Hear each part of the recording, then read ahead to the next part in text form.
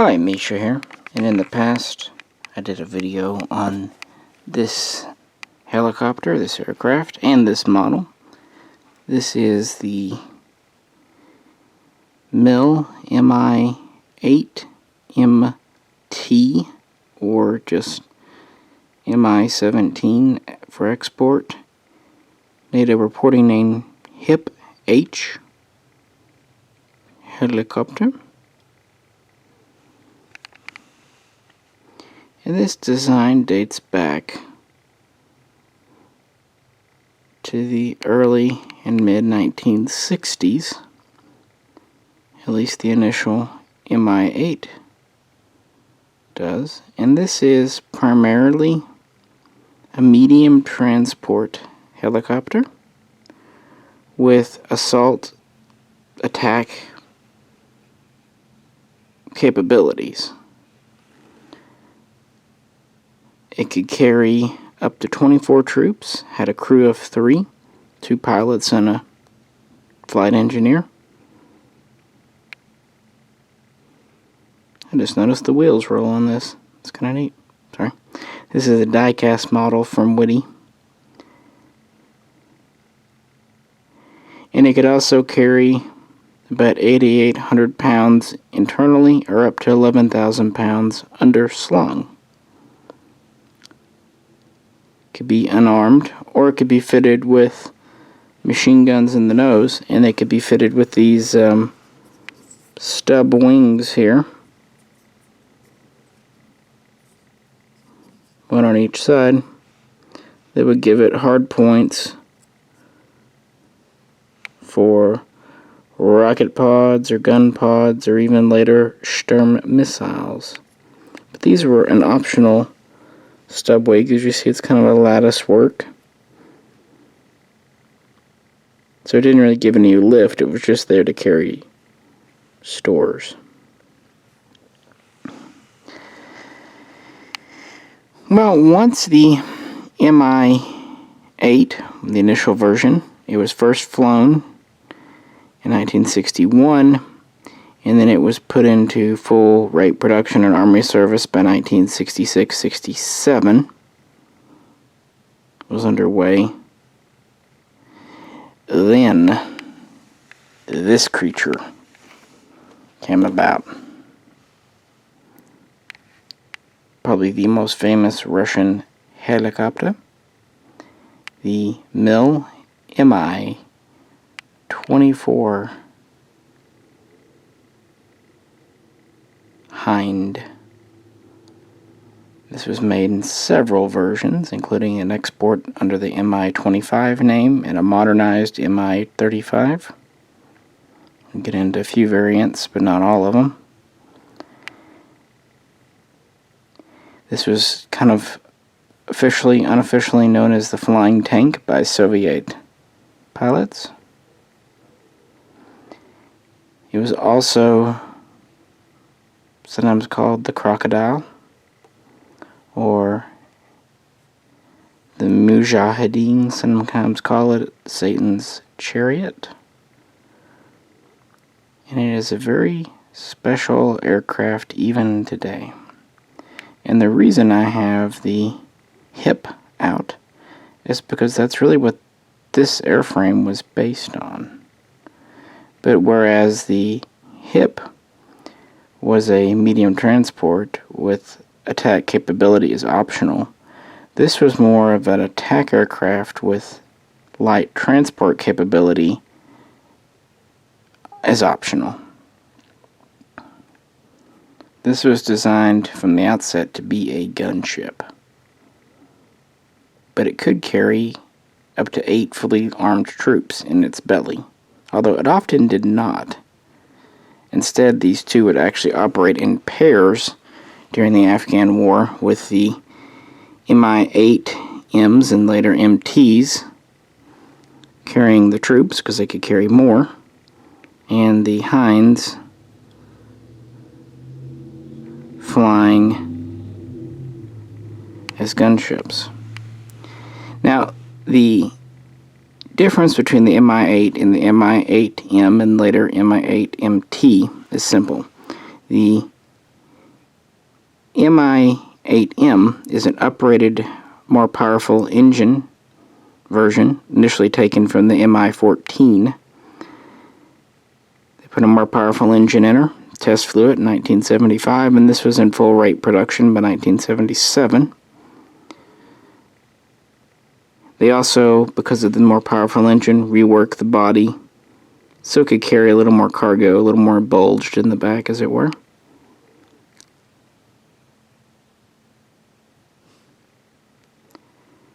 So it's essentially just an uprated version, and it basically uses the same engine that would also go into the Hind. So they are very similar aircraft.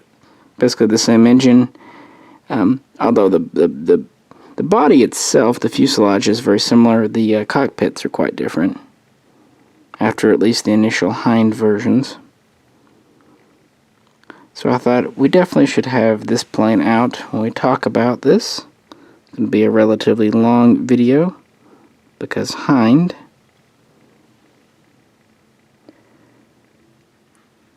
So with that in mind, let's get to the Hind. So, about the mid-1960s, Mishaco was still in charge of the design bureau at his company. Well, state company, but you know what I mean. And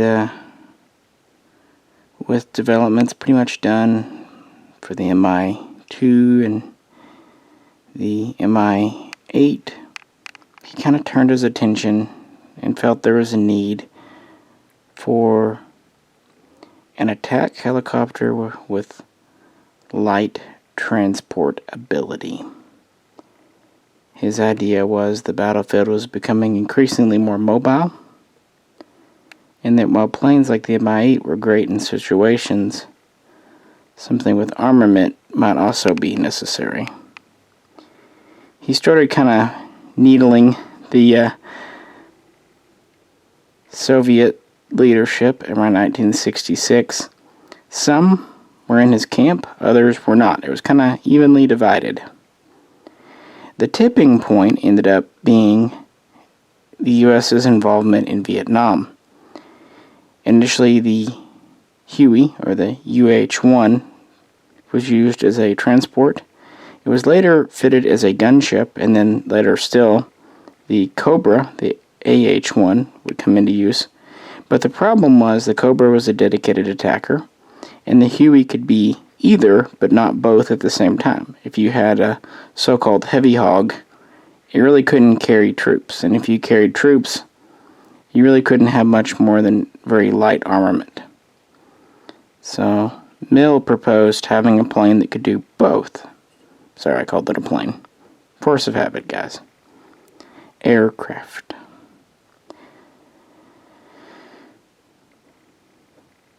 So eventually he wore them down and the government released a specification.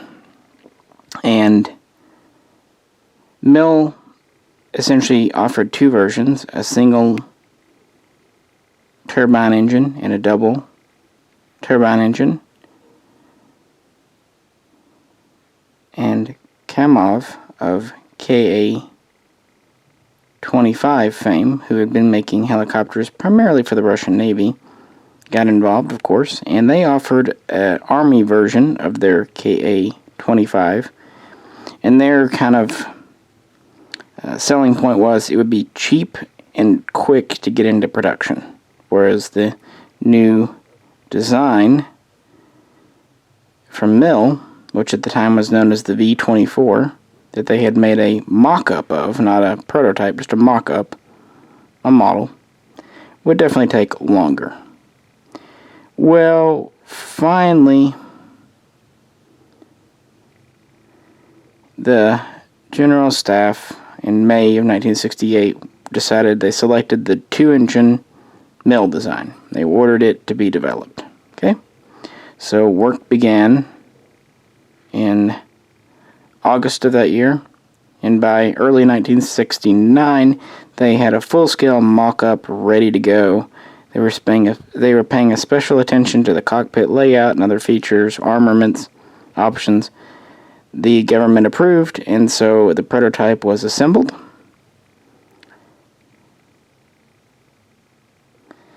And first, on September 15th, 1969, it had a tethered flight, basically a hover test. And then, since that went okay, on September 19th, the V-24 prototype had its first full free flight.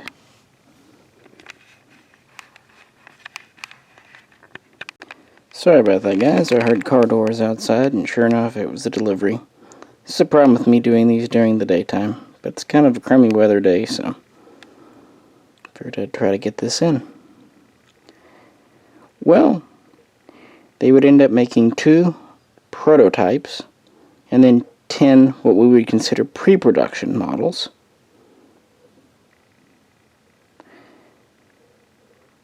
But then in January of 1970, kind of some bad news, Mikhail Mill passed away, making the V-24 Mi-24 his last design, or at least the last design he had input on. While he might not have worked out many of the details, he definitely pushed for the basic concept, so I think he deserves credit.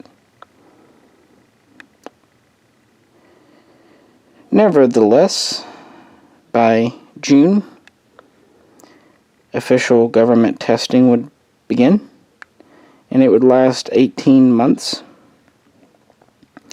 They would make several small but crucial important upgrades. They would strengthen the airframe, they would kind of tamp down on some vibration issues they were having, refine the engine. They had also insisted on a few changes. The initial prototype concept had a 23mm cannon in the nose. Well, they wanted a flexible, turreted, rapid-fire 12.7mm machine gun, which is 50 caliber. They also wanted to be able to use the then, actually not even created, but still being developed, Sturm anti-tank missile.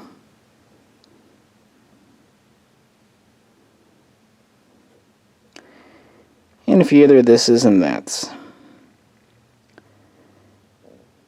So what did we come up with here? Well, we have the ability to carry 8 troops, plus we have a cockpit with a pilot and co-pilot, or pilot and gunner, or radio operator. Basically 2 guys to do the work, however it might be divvied out.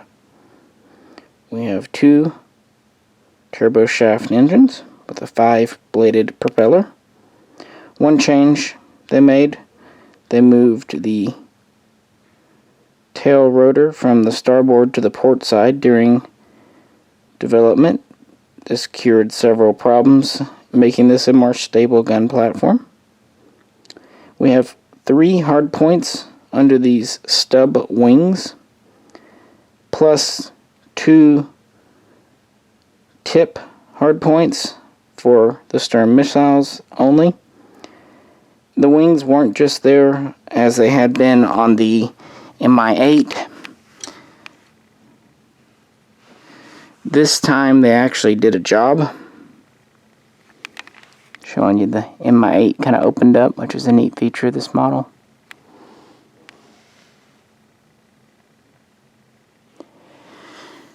They did provide lift for hover and other things.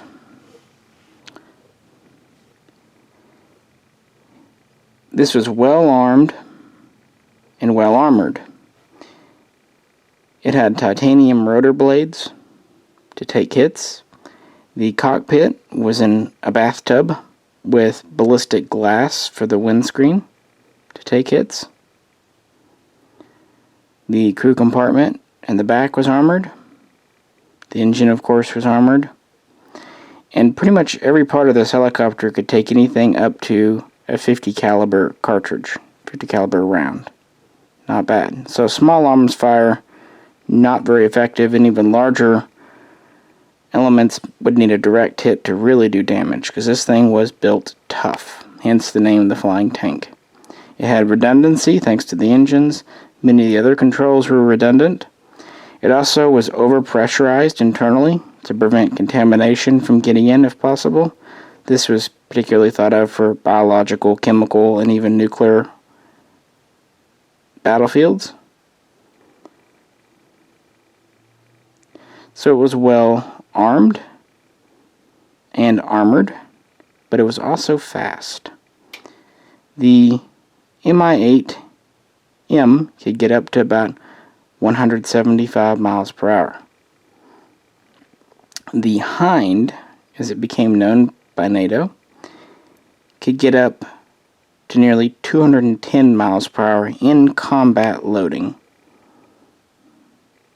And special test versions could get up to nearly 230 miles per hour. Very radical for a 1970s helicopter. In fact, it would set a record that would stand until the mid-80s when the British Westland Lynx would finally bust it. But this was, for a time, the fastest military helicopter. To give it the speed, we had retracting landing gear. The body was streamlined.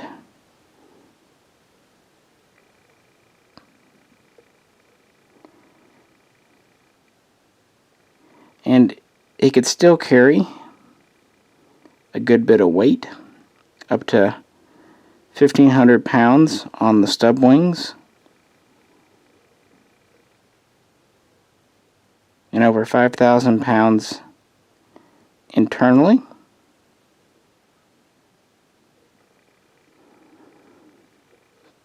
Very impressive machine. Very. But not perfect, as we'll see with new versions being introduced. Nevertheless, by 1971, it was declared to have met initial operational readiness in the Soviet military.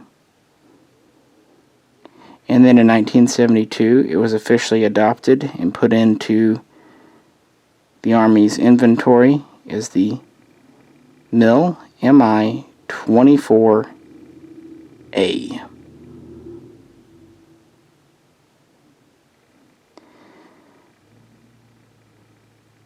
And from there, it would have quite an esteemed service.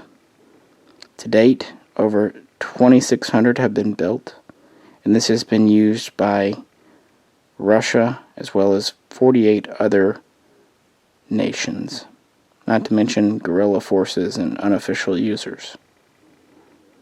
It's pretty much appeared in every conflict in the globe from the 1980s onward in one way or another. Along with its companion here, the Mi-8. So, yeah, the prototype versions were the V-24s. Then there would be the Mi-24, Mi-24A that initially entered service. And it would actually have a cockpit side by side seating for the crew like the Mi-8. But this was quickly changed in 1973 when the Mi-24D was introduced.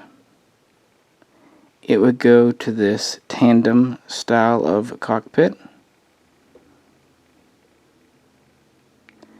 This better protected the crew, so if one got hit, the other one might not. It also gave a better field of view and just generally better operational ability. To do this, the nose had to be extended out as well.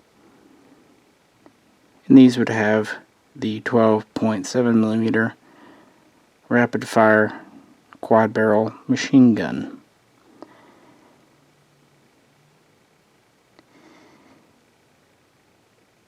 These earlier versions were not fitted with the Sturm anti-tank missile because, frankly, the missile wasn't ready yet. It had hit delays during development, so they had to use older missiles like the Scorpion. Finally, in 1976, the Mi-24V was introduced to take advantage of this new missile. There was also the Mi-24U unarmed trainer. And later we would have more of a pure gunship version under the name Mi-24P. Instead of having the flexible 50 caliber machine gun, it would actually have two 30 millimeter autocannon. They would also try versions with 23 millimeter cannon as time would go on. And there were export versions.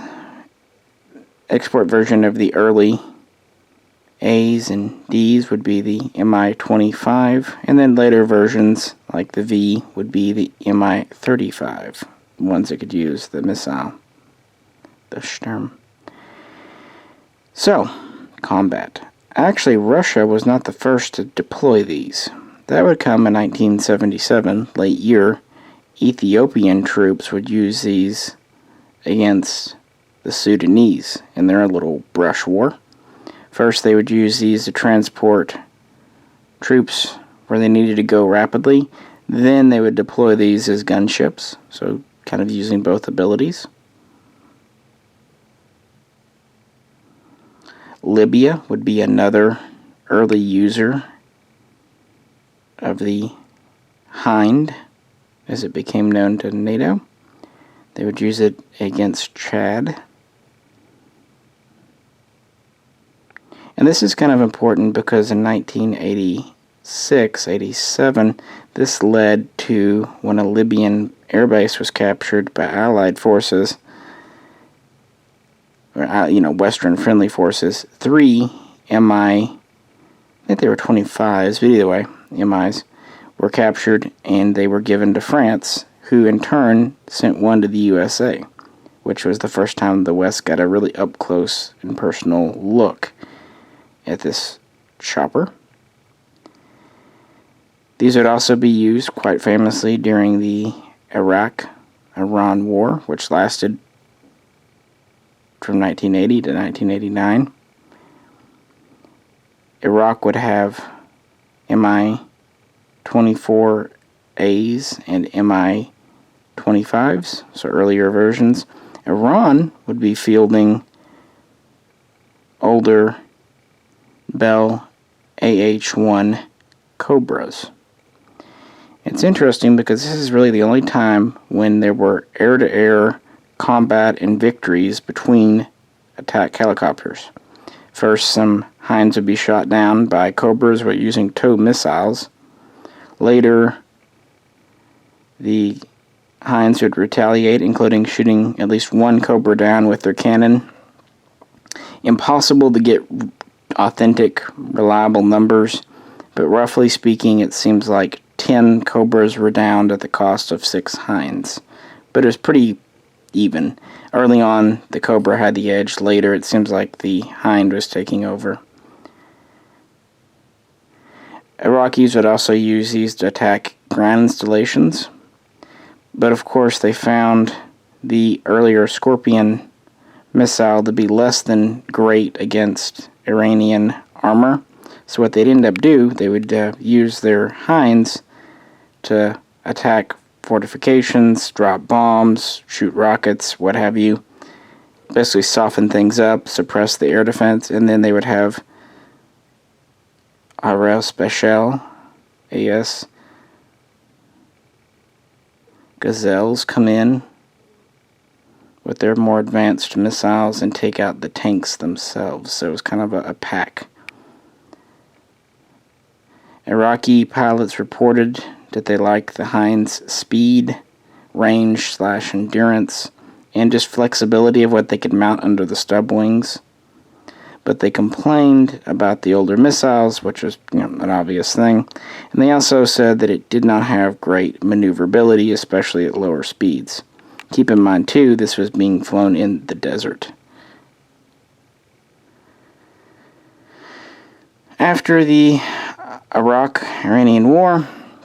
Of course, the Saddam regime would still have Hinds in service, which they would initially use during their invasion of Kuwait in 1990, but they really wouldn't use them during the Allies' Operation Desert Storm in 1991. Instead, by that point, their Hinds had been recalled home and actually were used to kind of do police actions to threaten refugees and suppress any potential uprisings. So they did not go toe-to-toe with the, at the time, new AH-64A Apache.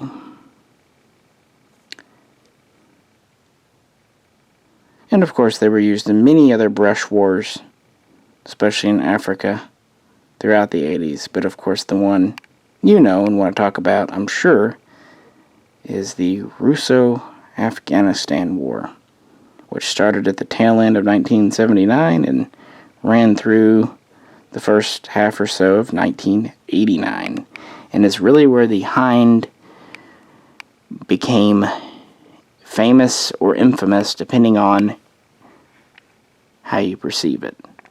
One nice thing about these longer videos, it gives a better chance of me at least getting the model on camera some, right?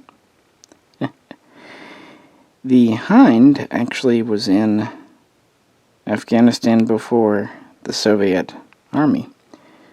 In April of 1979, Russia gave a number of these to the communist government and trained their pilots. And they gave them pretty good, extensive training. It wasn't completely slapdash.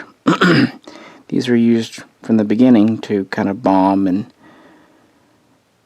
seek out and attack Mujahideen forces, rebel forces.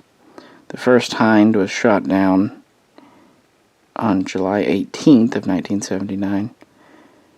But this was not a common occurrence at this time. Because this could take 50 caliber rounds, it might get damaged, but it could still usually return home. It took at least a 23mm cannon or rockets or missiles to shoot it down, all of which kind of had their own issues. So, in the beginning, there was very little defense against the Hind. Nevertheless, even though it was making a splash, the rebellion was escalating. So, on December 27th, the Soviet Army invaded Afghanistan itself, and of course brought Hinds with it. Obviously, the anti-tank missiles were of limited use, but they did use the gun pods, rocket pods, and actually iron bombs to great effect. If they were going after, like, say, an outpost or a small convoy, they might drop 220-pound iron bombs. They could carry 10 of them on board. But if they were going after a more fortified installation or one kind of in a cave, they could carry 4 550-pounders or 2 1100-pounders to really get in there. They could carry a number of rockets on the stubs, and oftentimes they would carry additional rockets or what have you in the troop cargo hold. This is because pilots of the Hind weren't real keen on transporting troops if they could help it. Having the extra weight in the back negatively impacted maneuverability and agility. Also, they were responsible for more lives, which is, weighs on any decent human being's mind. So oftentimes, these would not have soldiers in the back. These would be used as fire support helicopters, and as I said at the beginning of the video, the Mi-8s would be used to actually transport troops. And again, they could carry more anyway. So they would send these in teams with the Hinds, and were pretty darn effective. It's also worth pointing out that having the lighter weight in the back was nice because of the higher altitudes in the often hot and often dusty environment of Afghanistan. Now, originally, the Hind would have a crew of 2, a pilot and a co-pilot. But they would start adding a technician and engineer, like was on the hip and the crew compartment, to make repairs, to do things. But also, they would start putting machine guns in the back, 1 or 2 out of the side doors, to help kind of cover the retreat of the aircraft, because otherwise the tail was kind of a blind spot. But yeah, early on, the Mujahideen did not have a whole lot, excuse me guys, to go against this. They did get some captured Russian weaponry that was effective, and a lot of Western allies, and also, maybe even more importantly, Israel, gave them various rockets and whatnots. For example, the Red Eye. They also found that the RPG-7, although never intended to shoot down an aircraft, could be decently used to hit one of these, but it was unguided, so it was kind of a chancy thing. It really wasn't until 1986 when the CIA started funneling heat-seeking Stinger missiles to the rebels that they had a chance against the Hind and the Hip.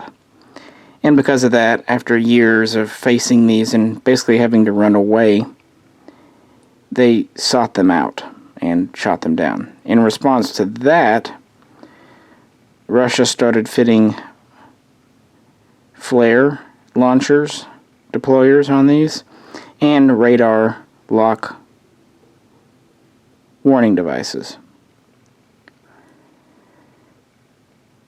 So at the end of the 80s was more of a balanced time. But this was still a very effective helicopter, and very durable. A lot of them took a damage and still came home. The last Hind was shot down, at least officially, on February 8, 1989. No one knows how many were in theater at any one time. Estimates seem to be from about 150 to 250. And Russian sources acknowledge that 74 were shot down, 27 of those by Stinger missiles, a pretty high ratio for only a couple of years of use. But yeah, the Afghan War is really where this became popular. So the Soviets would pull out in 89. The Taliban would capture some Hinds, but never really was able to use them because they didn't have any spare parts. However, the Northern Alliance was receiving spares and supplies from Russia, so they actually continued to fly Mi-24s throughout the 1990s. And actually, they were still flying them when the U.S. intervened in Afghanistan in late 2001. Of course, Russia itself would continue to have the Hind. They had over 1,400 in inventory around 1990, right after the Afghan War. They kind of took a census. The Mi-24V was the most popular version, with over 1,500 built. And like I said, these were exported to a great number of nations.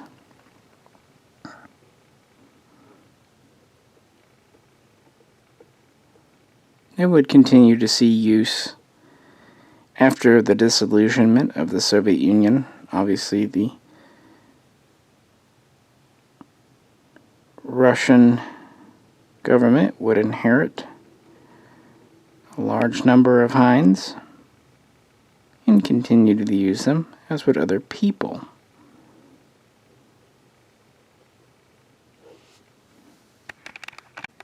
Really appreciate you staying with me this long, and apologies for the several interruptions, but such is day life for me. Phone rings, people come to the door to deliver things, so on and so forth. Also, I needed to eat at one point. Well, following its use in Afghanistan, the newly reformed Russian government would deploy these in Chechnya in 1994, and again in the Second Chechen War in 1999. They would also use these in 2008 in Georgia, as well as in Libya, Syria, and so on. What's funny is by this point, not only did Russia have it, everyone else had it. So Hinds were usually on both sides of the battlefield, although the Russian ones were usually the more advanced, newer ones. These were also used during Russia's annexation of the Crimea in 2014, but they didn't actually see combat. They didn't fire their guns in anger. They were just there. Other times, though, they were. For example, in 2016, ISIS or ISIL, whatever, shot one down. It would be the first time one was lost in Syria. They do have, I should say, newer versions. For example, the Mi-35M is a night-capable version, and the Mi-35P is kind of a standardized upgrade version with several modern features. And then, of course, there's an updated trainer, is the Mi-35U. This aircraft is still in production today, and in fact is still having customers. For example, when Poland started helping out with the coalition in Iraq, they took some of their older Hinds, and when they were done, they left them there for the Iraqis to either use or scrap because they were kind of at the end of their service life. And of course, Iraq had Hinds of their own. And this led to, in November of 2013, a deal between the new democratic, quote-unquote, Iraqi government and the Russian, quote-unquote, democratic government. A deal formed wherein Iraq would purchase a mix of 40 different helicopters from MIL, including many Hinds, with the first deliveries that December, and they were very quickly pressed into service.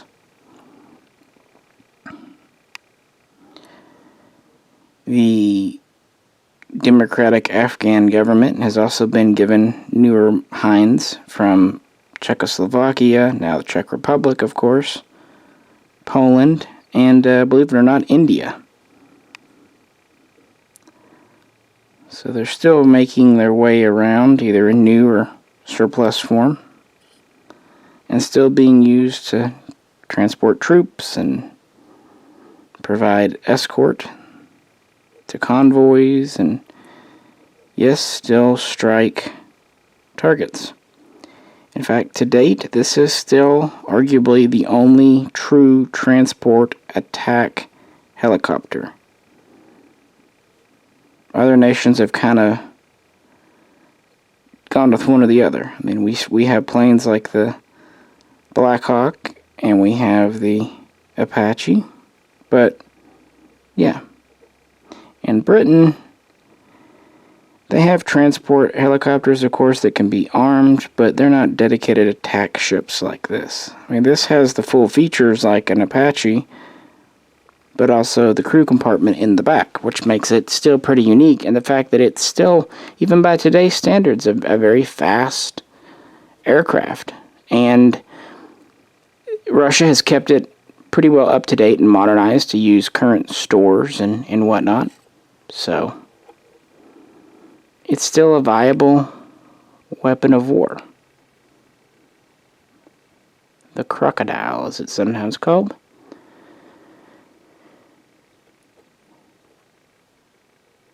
Well, to wrap things up, when I was doing my Mi-17, Mi-8 video, I said that there were not many 172 scale die-cast Russian helicopters. This was, in fact, just about the only one outside of a Merkham and Altea.